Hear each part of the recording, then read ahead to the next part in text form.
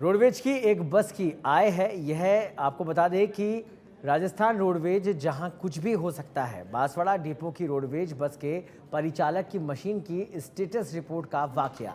परिचालक का total collection अरबों में दिख रहा है।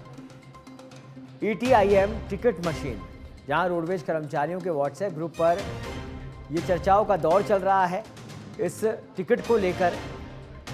इस मामले में रोडवेज को टिकट मशीन उपलब्ध करवाने वाली कंपनी की खामी सामने आई है। रोडवेज ने 2019 में नोएडा दिल्ली की कंपनी इबिक्स से कॉन्ट्रैक्ट किया था।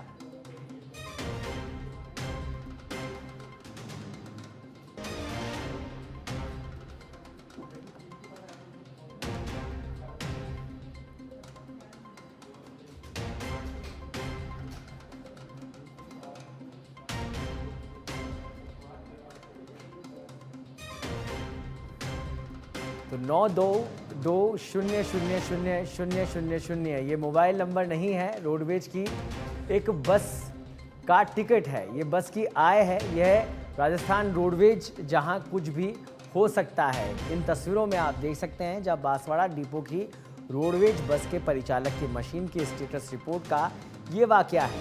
परिचालक का टोटल कलेक्शन अरबों में दिखाई दे रहा है। आपको बता दें कि ETIM टिकट मशीन रोडवेज कर्मचारियों के व्हाट्सएप ग्रुप पर अब चर्चाओं का दौर चल रहा है। इस मशीन को लेकर चर्चाएं चल रही है।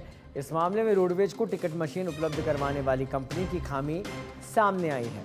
रोडवेज ने 2019 में नोएडा की दिल्ली की कंपनी इबिक्स से कॉन्ट्रैक्ट कर इलेक्ट्रॉनिक टिकटिंग मशीनें अनुबंध पर उपलब्ध कराने का अनुबंध किया था। टेंडर अवधि पूरी होने के बाद भी इसी कंपनी का अनुबंध बढ़ाया गया है। रोडवेज अधिकारियों की भी इस कंपनी पर खूब मेहरबानी है, क्योंकि 5G के ज़माने में भी रोडवेज ने अनुबंध पर 3G सपोर्टेड ये मशीनें ली है। ये 3G सपोर्टेड ETIM मशीनें हैं। रोडवेज की ऐसी क्या मजबूरी जो 2019 से लगातार उसी कंपनी का अनुबंध बढ़ाया जा रहा है, जबकि मशीनें भी अपडेट नहीं करवाई गई है। 2019 के बाद पहले 4G और फिर 5G आई। 5G नेटवर्किंग हो गया है, लेकिन अब भी ये मशीनें 3G पर आखिर क्यों चलवाई जा रही हैं? सवाल गलत कलेक्शन शो करने का नहीं है, सवाल कंपनी की ओर से उपलब्ध करवाई जा रही अपडेटेड तकनीक पर है। और इस खबर पर अधिक जानकारी के लिए हमारे साथ जुड़ गए हमारे संवाददाता सुनील यादव। सुनील, आउटडेटेड मशीनों को काम में लिया जा रहा है और अब खामियां भी सामने आ रही है, बावजूद इसके विभाग क्यों सोया हुआ है? अभी तक कोई कार्रवाई हुई नहीं हुई? क्या कुछ प्रतिक्रिया है जिम्मेदारों की? देखिए सौरभ, जो इस तरह की कई बार घटनाएं सामने आती हैं, ये काफी हास्यास्पद भी होती हैं और एक लापरवाही का बड़ा जो संकेत है वो यहाँ पर दिखता है। क्योंकि अभी की जो नेटवर्किंग है वो 5G का है, लेकिन ये एक बड़ी जो एक खामी है वो दिख रही है रोडवेज में।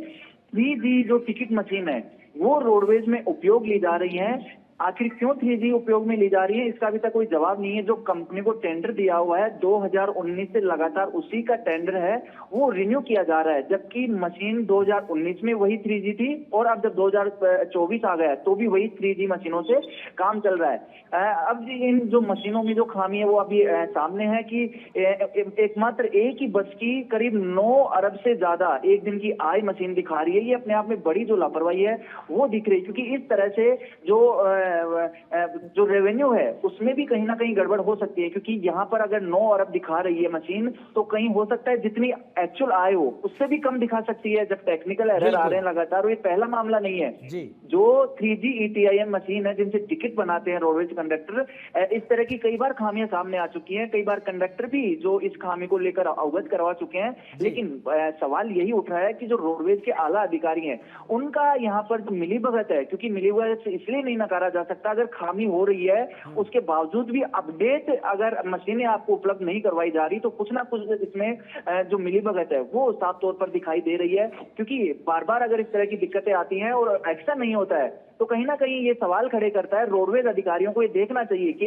एक तरफ जो कंडक्टर ड्राइवर पर आप लगातार सख्ती कर रहे हैं, छोटे छोटे मामलों पर बड़े बड़े केस जो हैं वो बना रहे हैं, एक दो सवारी बिना टिकट मिलती है तो उनको निलंबित किया जा रहा है, और दूसरी तरफ प्राइवेट फर्म पर इतनी बड़ी जो मेहरबानी, ये वाकई में जो बड़े सवाल वो है, और रोडवेज प्रशासन को इस पर ध्यान देना चाहिए। ठीक है। उच्चाधिकारियों की मंशा बिल्कुल अगर बड़ा स्पष्ट सवाल है निशान लगता है कि आखिर रोडवेज प्रशासन इस कंपनी पर इतना मेहरबान क्यों है। बहुत बहुत धन्यवाद सुनील इस तमाम जानकारी के लिए।